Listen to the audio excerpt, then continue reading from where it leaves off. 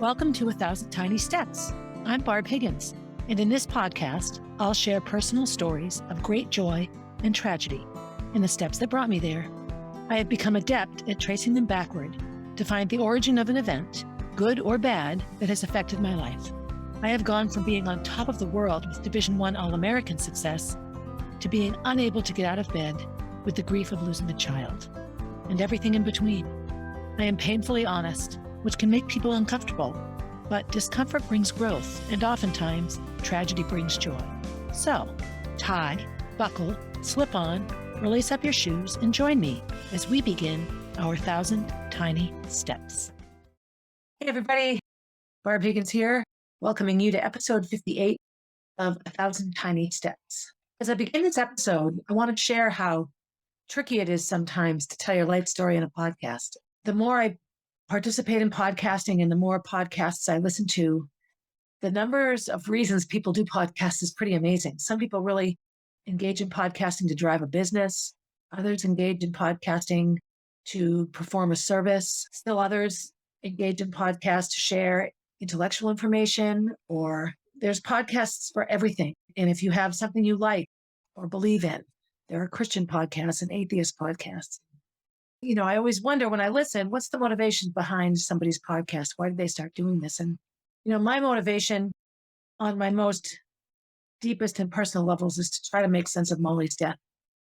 And that will be a lifetime journey for me. It's something that in many ways, there is no sense in it. Not that we can comprehend in the physical realm. That's what I think. As I go along and record the podcasts, it's also very cathartic for me to share things that I've carried around for a long time.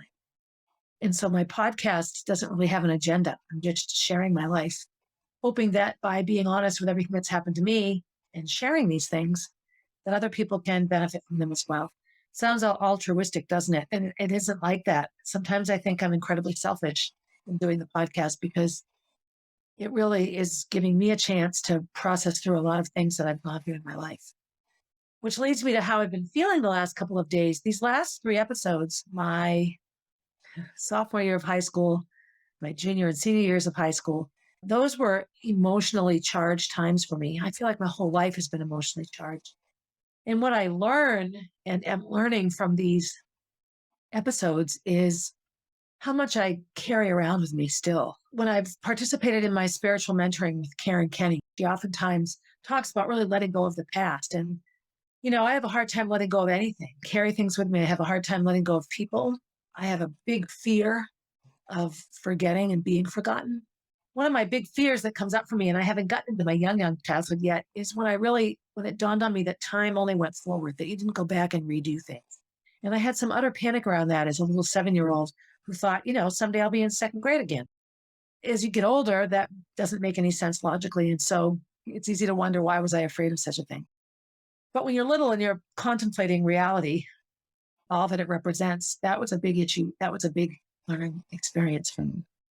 So in sharing the stories, admitting that I had been abused, and sharing my virginity loss, and sharing the fact that I was in a very unhealthy relationship with a teacher, someone that had authority over me, moving along from that relationship and entering into another one with someone a bit too old for me at the time, and going through the pain of an abortion and then wanting to die and almost making that happen. And then somehow succeeding in recovering from that enough to carry on in my life and graduate and break 5 minutes in the mile. I will always, always, always come back to Charles Dickens. It was the best of times, it was the worst of times, because I think my whole life will be that way. It's that way now sometimes. I have amazing aspects of my life, and I have sinister things that linger in the back that I still process through. I'm recording this episode just a couple of days after I recorded last week's episode. By the time you hear this, I will be back, but we're heading off to Florida. I'm going to meet Brandy, mother of Jack, after whom I named Jack. Gracie has a callback, and by the time you hear this, I'll already have the results of that, I think. But I don't want to go off to Florida in the middle of these times. When I stop an episode and go on home and get on to the other parts of my day, it's amazing how much I'm lingering in the story that I just told, how many feelings come back. I have a very strong memory, and one of my memory triggers is smells. It can be a smell in the air. It can be the smell of a hot track on a sunny day. It can be the smell of food. It can be the smell of rain on pavement. It's amazing the different smells that exist and how they trigger my memory. And so when I'm living in a chunk of time that was a long time ago, songs and music and smells and memories all come rushing back. And it's interesting. It's a brisk, windy, cold day here in New England. It brings me right back to cross country season as a runner, not so much as a coach, but as a runner. And that's because I'm talking about a time that I was a runner. And that was my main focus in life, was running. I'm sort of podcast dumping these episodes and doing them one after the other because I think I'm going to need a break, a bit of a mental rest when I'm done with these things. I'm starting off this one, episode 58, in the summer of 1981. So it's the 80s now. All that fabulous 80s music in those colorful fashions that are overly exaggerated now. When I was teaching at Concord High and it was 80s Day, the amount of lycra and spandex and 5 pairs of socks one over the other and big hair was too much sometimes. And that was a lot of the 80s. But I remember when I would have 50s Day when I was in high school, my mother would say, we didn't dress that way. We didn't all wear poodle skirts to school, but a poodle skirt is just synonymous with 50s. And so that's what we wore. It was a costume sort of, and my 80s fashions were definitely 80s, but I could wear a lot of what I wore then now and get away with it. So the summer of 1981, I graduated high school and was now about to become 18. My 18th birthday was significant for me because it was the first time, other than graduation night, the night after my graduation, my parents gave me permission to stay out all night if I wanted to. And now that I had permission to stay out all night, it was a very mellow night and I was home like before my curfew. I'll never forget. Jill Anderson, I was with you that night, I remember, and Karen De Palma, I think, and maybe Bridget. There was a group of us that got together. It wasn't the Fearsome Five necessarily, but it was a group. Those are the ones I remember. Jill, you had an apartment. We were hanging out in it.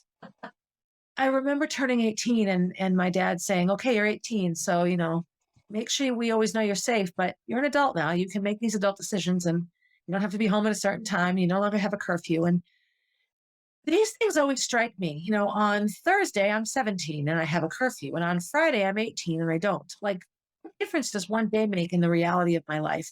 It's how I felt when I became this amazing runner and suddenly had a huge following of people that I wanted to be a part of all of my middle school and early high school life.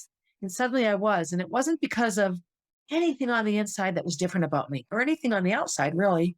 But I could do this amazing thing that other people couldn't. And suddenly that gave me credibility. And I remember thinking, okay, I'm 18 now, but I'm no different than I was yesterday. So the summer of 1981 was a wonderful summer. I had 3 jobs and I was busy all the time and working hard and training hard. I had never had a running injury and counting the days until that happened. And the summer went by quickly. It wasn't unfun. There were the requisite parties and being outside. I have a funny memory of driving to New Year's Beach with a girl named Jane Brzezowski. And we were all piled into her car and we're driving to the beach. It was a black and white car. We're going along 106. And she had like a Virgin Mary statue on her car dashboard. And I joked around and flipped it over or something.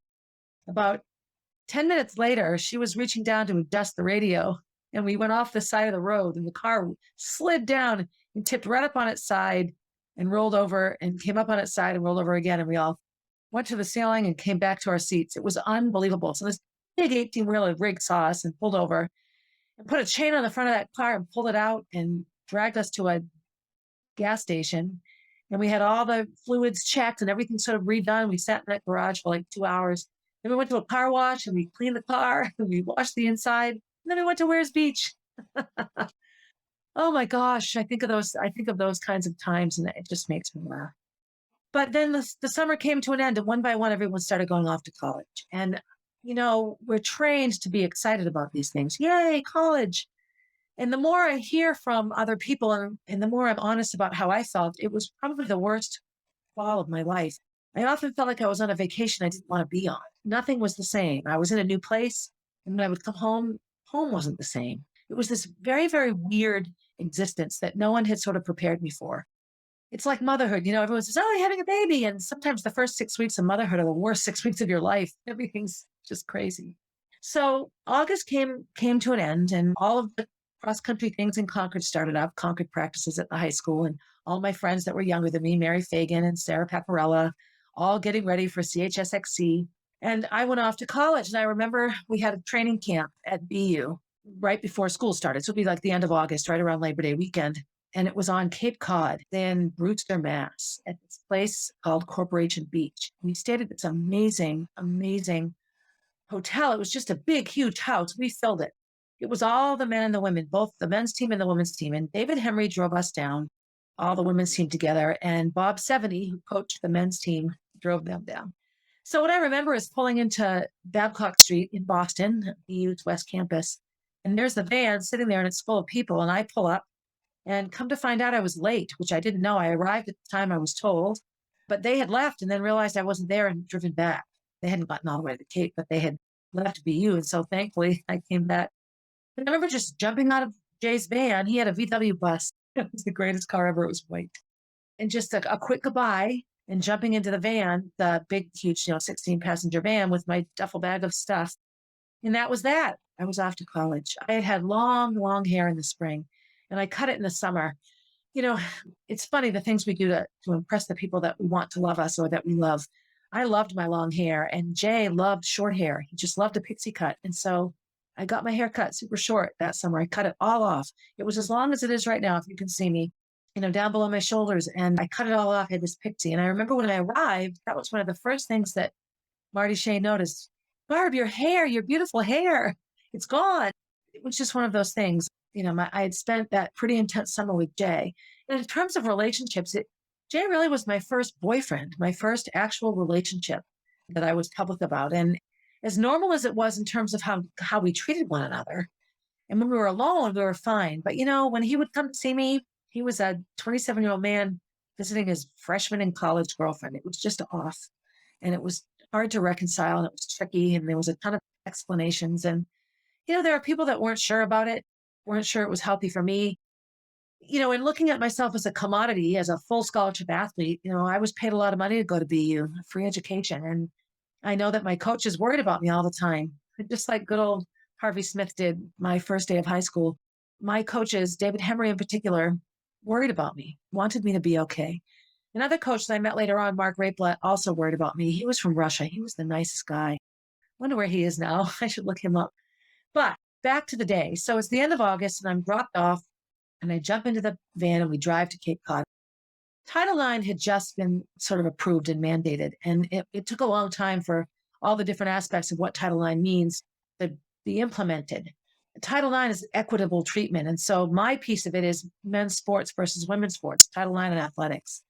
There were always separate governing bodies and separate everything for men's and women's sports. And my freshman year at Boston University was the first year that NCAA, the NCAA, National Collegiate Athletic Association, recognized women's sports. So I was Boston University's first NCAA track and field All-American. I am not in the Hall of Fame. I'm just going to put that out there. But somebody needs to fix that. But I didn't really realize the impact at the time because I was living in that real time. And that was my reality. BU had a ton of money. They poured a ton of money into women's track. So my freshman year, there were 7 incoming freshmen. And the existing track and field members that fell under the AIAW, which was the old governing body for women's sports, American Intercollegiate Athletics for Women, they all called us the herd. And we were. I think we all hung out together. We're all sort of in the same boat together. We'd all been recruited. So I remember there was me, and then there was Marty, and the two of us are from New Hampshire. There was Donna. She was from Colorado. There was Tanya. She was from Kansas City, Missouri, KCMO. There was Alyssa. She was from Maryland. There was Maricel. She was from West New York, New Jersey. Kathy Boyle from upstate New York. And then there was Mega, Marianne Gudritis. She was not a freshman. She was a junior. She transferred in. We all come in. We all show up.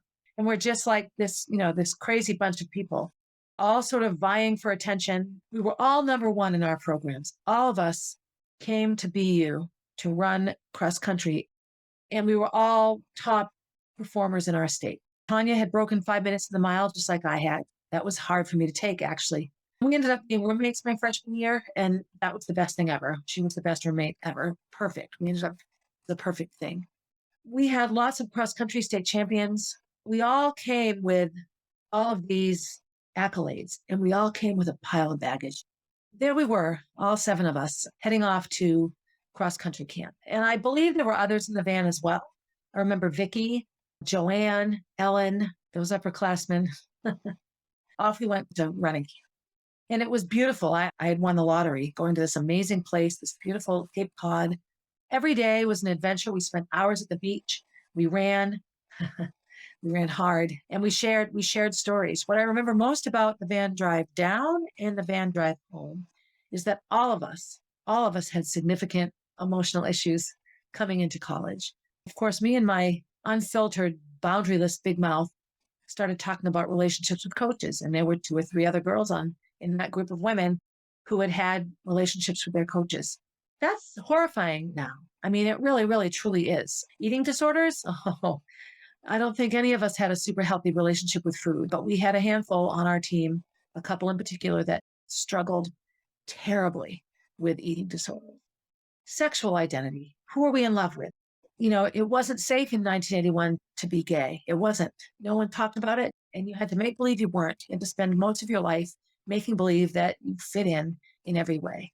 And two women in that van ride down are happily married to other women now. It's a wonderful thing. Really makes me happy. There were others that struggled with alcohol and addiction issues. That wasn't just me. There were others in that group that had suffered through the trauma of the high school abortion. And as the fall went along and we all got to know one another, we took a lot of solace and comfort in the struggles. The other thing that was interesting and difficult for me in the fall is all of the things that our parents do for us as we are growing up that we now are expected to do for ourselves. So I went home and I raided the bathroom one weekend, and I took like a box of tampons and a thing of toothpaste, and I put them all in my suitcase. My mother got mad at me. She said, "You need to let me know if you need these extra things. I can't just buy these things for you. When you run out, you go to the store and buy your own."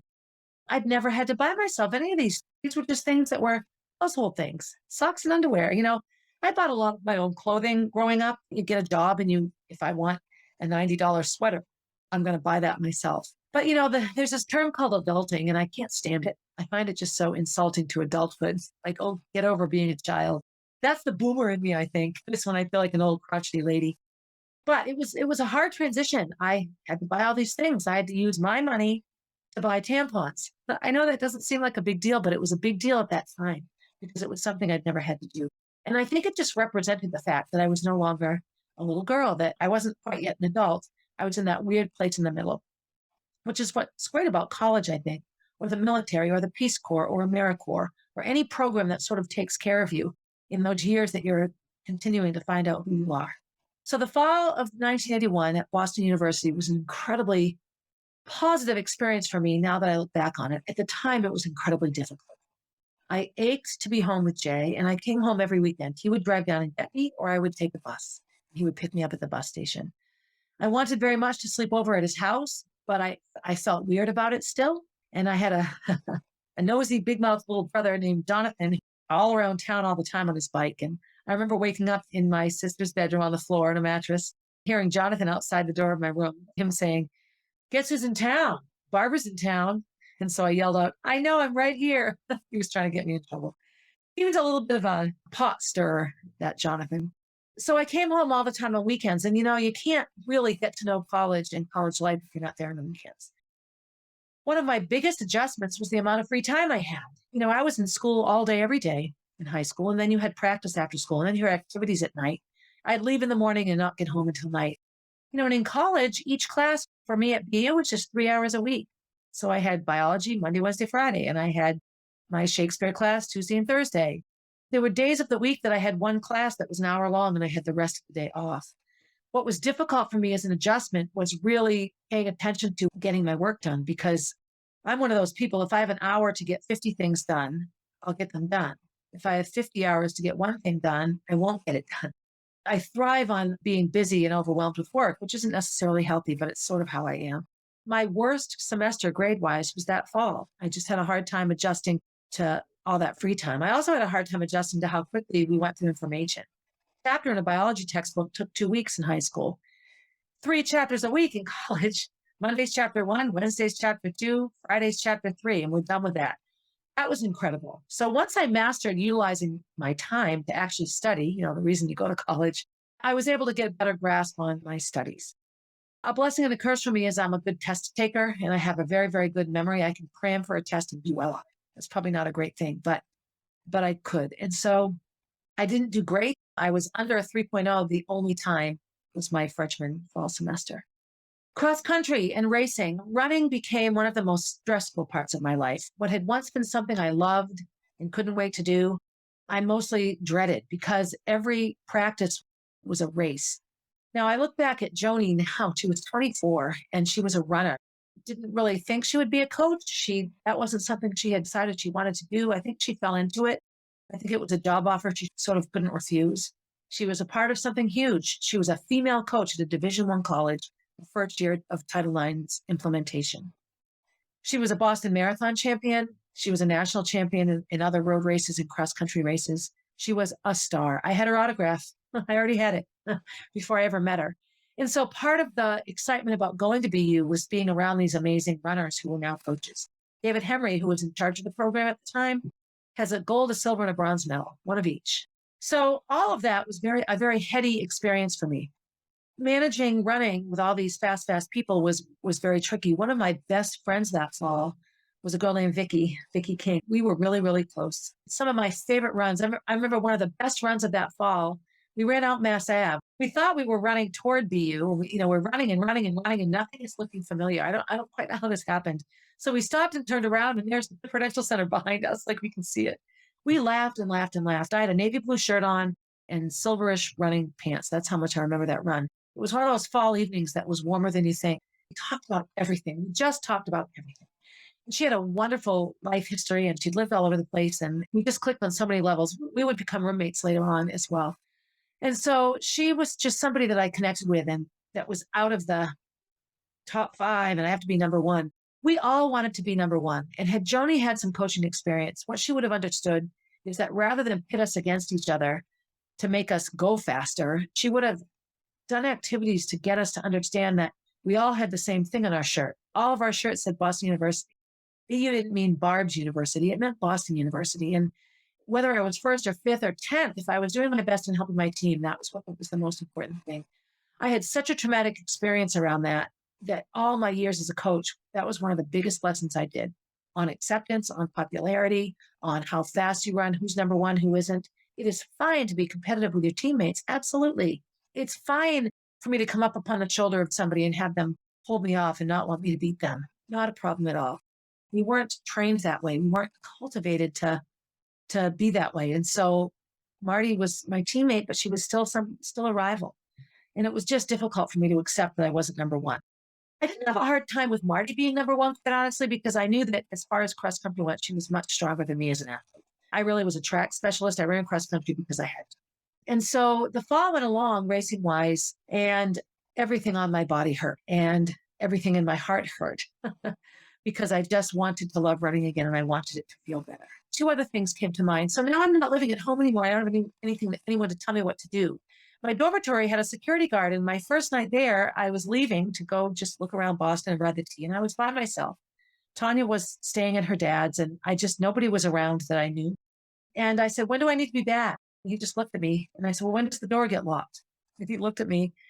The door doesn't get locked. The dorm was open 24/7. And I just wasn't used to really not having somebody looking out for me. And I realized, oh my gosh, I could disappear tonight and nobody would know because nobody knew where I was. There was no cell phone in my pocket to let people know where I was. Pagers weren't even hardly invented yet. They were used by medical professionals, but people didn't even know pagers. I mean, this really was old-fashioned times when I think of how easy it is now.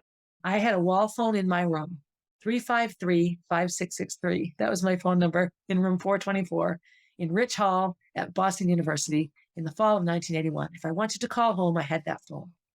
And not everyone got phones. You had to pay extra for that phone in your room. That was an eye-opener for me. I lived in a co-ed dorm, so the elevators were in the middle of the building. When you came out into the lobby, there was a big rec room, like a recreation room there. And the boys' rooms were down to the left and the girls' rooms were down to the right. So we had our own bathrooms, which I think is important and necessary. I like the privacy of an all-female bathroom. But it was the first time that I lived that closely to guys my own age. I was clueless when it came to all of that. I met some guys that fall that were unbelievably friendly and awesome. I became really good friends with a lot of guys my own age, and that was a new experience for me. Again, I came into college with a very, very skewed and screwed up background on life and relationships and men and sex and what was okay and what wasn't. I just didn't have a handle on it. When you think about where my therapy came from one of my two dads. I don't want it to sound like it was bad. I think we all were doing the best that we could with the information we had at the time. I just look back on it now and I'm a bit mortified. So that was an eye opener for me. The other thing was the men's team. So Bob Seveny was the coach of the men's team, and he was the coach of a program called Athletics West. And Joni ran for Athletics West. So Joni was somewhat of Seb's coach. And we found out later that Seb did a lot of the workout writing and some of the planning for us, especially in year 2 when everything blew up and we all got injured. But we had an interesting dynamic there as well. This was just another normal year for them. But now suddenly they were sharing the spotlight with this girls' team, this women's team that was, a pretty good team. And so every race was a TV special, is how I felt about it. I remember one time in high school, a girl on my team saying to me, "Well, why are you nervous? You know you're going to win." And why I got nervous and had such pressure was if I didn't win, it was front page news. If she didn't win, nobody would even know because she didn't win. And I can remember as a coach trying to remember always what that felt like. Knowing that when you stood on the starting line, if you lost, it was going to be front page news. And it was that way for me. That's how I felt. Every single cross country meet we had was like that. I can't imagine the pressure, Joni. It must have just been horrible. The cross country season went along, and I ended up pretty severely injured and not being able to run pretty much at all for the tail end of that season and all winter long. I couldn't wait for indoor track, which I'll get to in a different episode. But I got injured and I hobbled and hobbled. I couldn't run. I got plantar fasciitis. We all got injured. One by one, we went down. I actually did finish the season. I remember going off to UVM and running the Easterns in a blizzard at the University of Vermont. The finish line chute actually went inside a building so that we could go inside and not be so cold. It was a really, really stressful time of year. We had Greater Boston Championships and New England Championships and Easterns. And, we had all this pressure like we're going to somehow make the nationals. And by the end of the season, none of us could really hold it together. A handful of us could, but mostly we couldn't. We were all just hobbled. And I remember not understanding how to cope with that either because I'd never had a running injury. I mean, nothing. I'd never even had anything sore. I never had shin splints. I never sore knees. Nothing hurt me ever. Maybe some tight Achilles tendons, but that was about it. And nothing that stopped me from running. As my first semester sort of drew to a close, all of these things were big in my mind. The other thing that I noticed for the first time in a really obvious way was the prevalence of eating disorders among college-age women, and specifically in the sport of cross country. The hard part about losing weight quickly is that initially you do run faster. When you first begin to lose weight, you run fast. And it's hard to say, which causes which, okay, is it because you're thin that you're running faster or you're running faster so you're losing weight because you're burning calories? Like which causes which? It's hard to say, but to somebody with any issues around food and wanting to be skinny, losing weight and running fast coexist and they come together at the same time. Dinner time was also interesting because we all ate in the dining hall was in Claflin and Sleeper. They were these two dorms and the dining halls were connected back then. So you went into the dining hall through Claflin, but you could walk through and be in the back part of Sleeper Hall as well. I lived in Rich Hall, which was right there, but it was not connected. There was no dining hall on the ground floor. So we all ate together. You'd go to dinner and there would be 2 or 3 tables just full of the track girls. And dinner was from, 4:30 to 7, I think. It was like 4:30 to 7:30, like 3 hours that dining hall was open so that you could eat dinner before an evening class or after one. And it was always a 2-hour adventure. You never just went and ate and left because it was social time. We often went after practice and really got to see how people ate. I gained a significant amount of weight my freshman year. I don't like to be hungry and I don't like to throw up. And so I was never, ever an anorexic or a bulimic. It was never my MO. My problems were never centered around food. I was incredibly skinny and I was accused of anorexia all the time.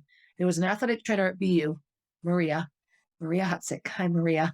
She really, truly thought I was anorexic. She couldn't understand how I could be so skinny, but I came from such a skinny family. I didn't want to be skinny. Even as I gained weight, I was still super skinny. I didn't go over 100 pounds consistently in high school. I'd go over 100 and under 100, over 100 and under 100. But at college, I got up to about 112, which was significantly heavy for me at that time. And for most of my adult life, I only weighed between 112 and 115. I was a distance runner and I was very thin. But sitting at the dining hall table and watching habits that went into eating, watching how much people would eat, look at how thin they were and wonder, how do they stay so thin eating all that? And I think people thought that of me because I ate. I went up for seconds and thirds again and again. And then watching how much people didn't eat, or watching how long somebody would take to eat one bowl of lettuce and salad, and just all the machinations around eating and the disguising of not eating and moving food around on a plate and taking a couple of bites and then putting the plate aside. And it was an eye opening experience. And it didn't take anyone on the team long to figure out who the people with eating issues were. And you just didn't talk about it. It wasn't comfortable to talk about. That was a lot of experience.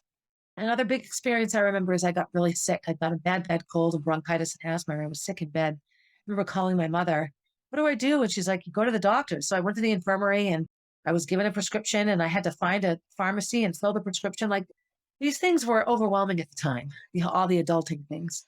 I have to say, for the fall of 1981, in this unbelievably table turning time in women's athletics and women's equality in general, I think I navigated it pretty well. I didn't get great grades, but I didn't fail anything. As the semester drew to a close, I really didn't know if I wanted to come back. By the time cross country season was over, I was so injured that I could hardly walk. The other piece of being injured when you're a full scholarship athlete is I got to the point where I could walk without pain and I could hobble across the street or run across the street to not get hit by a subway, an above ground train, or a car. And so I remember one time the AD saw me run across the street. He goes, oh, you can run again. And I'm like, oh, good God, no. Well, I just saw you run across the street. Well, 10 steps in my winter boots is one thing. Training 50 miles a week is another entirely. And it was really, really frustrating to try to navigate that. The only real modalities for treating things like plantar fasciitis, which is what I had, was ultrasound, some electric stim of the muscles, and these really, really horrifying over-the-counter anti-inflammatories. One was called butazolidine. They don't even let you take that anymore. It's like illegal. And so I did the best I could, but there was no myofascial release. The physical therapy that exists now to treat things like plantar fasciitis, very, very different. None of that existed. We were all just learning about these things in 1981. And so I'd go to the training room and I'd ice my arch and I would do everything they said and just wouldn't get better. It took forever. It's a long time. So I wasn't running. So there wasn't a lot of cross training. Nowadays, when you're injured, sometimes you're in better shape because every day you go and you have cross training. None of that was organized for us. If people did it, we did it on our own. We didn't have access to a weight room. A Division I team had no access to a weight room. Joni had to unlock it. It was above the gym. It was like a closet. It wasn't much different than the weight room I had at Concord High School, which was also a closet. You pulled the weights out into the gym, and then you put everything away when we were done.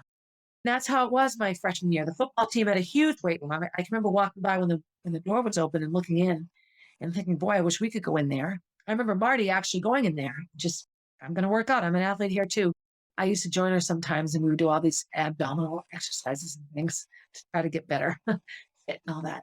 All of those things were just different and none of those helped in getting my foot better in time for indoor track. And I wanted so badly to run indoor track. I was a track athlete. I'd never heard of it before. It seemed like this amazing thing.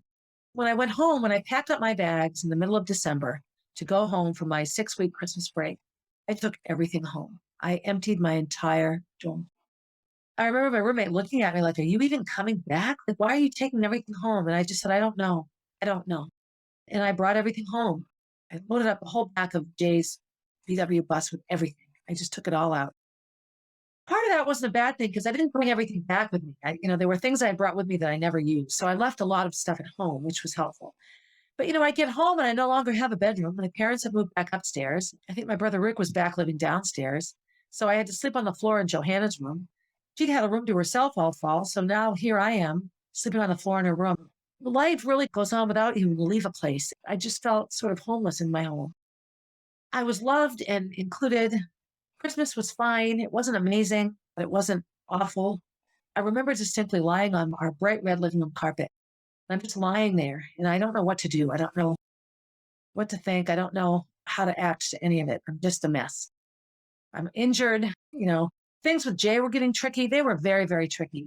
I was in college. It was incredibly hard to live a parallel life. Here I was again with two lives that didn't match. I had this boyfriend that lived here. So to see him, I had to come home. I never had a weekend at college ever. I'd invite him down, but he didn't want to go to college parties. He just stood there. It wasn't comfortable. But I got home and about 3 weeks into my Christmas break, I remember lying on that bright red rug in my living room and realizing I got to get out of here. Just can't wait to go back. And that was it. That was probably the time when it all clicked in and I realized that the vacation I'm on, my college experience at BU, is exactly what I want it to be or what it should be. Not that I didn't have ups and downs, but I could have stayed home and maybe tried to transfer somewhere else. I don't know that I would have gotten any athletic money going anywhere else. I had done nothing the fall of my freshman year. I didn't feel like I had succeeded at all. It was such a time of transition. And if I have a message in this podcast, if you're a youngster listening and you hated college your first semester, good for you. You were supposed to. It's not an easy transition. Not everyone just goes there and is suddenly happy. Some are.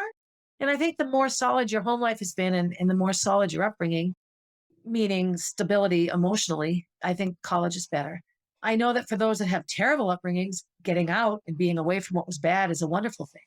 I loved the city. I loved the excitement of Boston. I couldn't believe I lived there. Running down from BU to the aquarium and back was an 8-mile run, and you got to see all the little seals in the fountain, and the little outdoor seal pen there.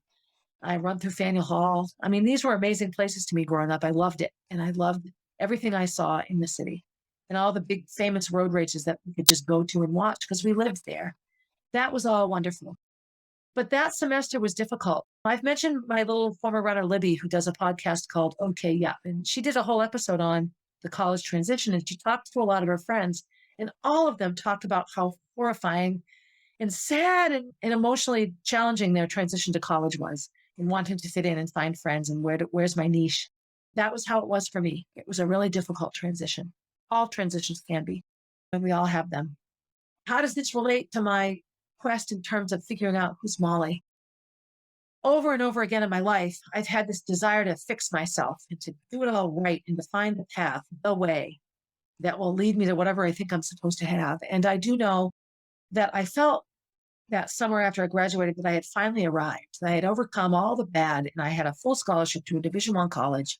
And I was the first high school group to break 5 minutes in the mile. And I had this amazing life waiting for me. I truly, truly couldn't believe that it all happened to me. And I had this idea in my naive little 18-year-old brain that this would absolve me from any future struggles. And none of our triumphs absolve us from the tragedies. They don't. Life is a chronic coexistence of the happy and the sad. It's taking the word but out of your life. Happy and sad, joyful and tearful, injured and healthy, thin and fat, all of it. We are constantly coexisting between two realities. And I think what dictates how we feel about things is the reality we choose to identify with. And sometimes we have to sit in the muck, and other times we have to sit atop the rays of light. And I think that acknowledging that, if I had had a better handle on acknowledging that, I may have been able to save myself some of my trials and tribulations. Did I know going into my freshman year of college that what I thought was the worst was not behind me? No. You aren't wired that way at that time, nor should you be. You can't spend your life wondering what bad thing will happen next. As we all know, I had a lot of bad things waiting around the corner. I'll end here. I'll dive into the second semester of my freshman year and some bigger running stories and sort of growth stories that relate to all the things that follow me. And I hope that in these stories, you're able to not get too bored with what I'm saying and to find some things that you can connect with. Really helpful for me to go through these experiences and to remember them and relive them and bring them back up into my reality. So as New England seems to enter into a brisk end of September, early October, I don't know what that will be like.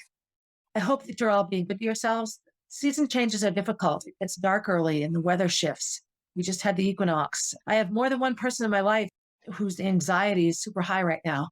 I had lunch with my friend Lisa yesterday, and we both talked about how high anxiety can be in the fall, in the season changes and the equinox and this time of year. For me, my abusive experiences tended to happen in the season changes until the last one. So fall was always the beginning of, oh no, the dread coming for me. And my asthma was bad in the fall, so that too.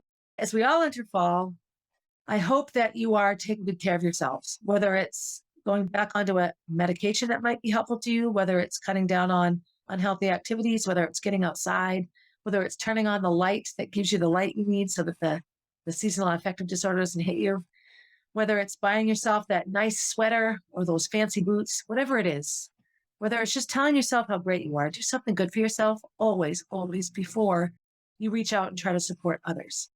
I have a tendency to give it all away sometimes. And then when I don't feel appreciated, I get real sad. So take care of yourself before you take care of someone else. And as always, have a good day, everybody. Hey, thanks for listening and for supporting 1,000 Tiny Steps. I hope you enjoyed the episode and will continue to listen. Feel free to leave a review and share my stories with your friends. Also, please reach out if you have stories to share. I love hearing from and connecting with my listeners. If you would like to know what I'll be talking about down the road, you can find me on Instagram at barb_444, on Facebook as Barb Higgins, and at my website, www.1000tinysteps.com.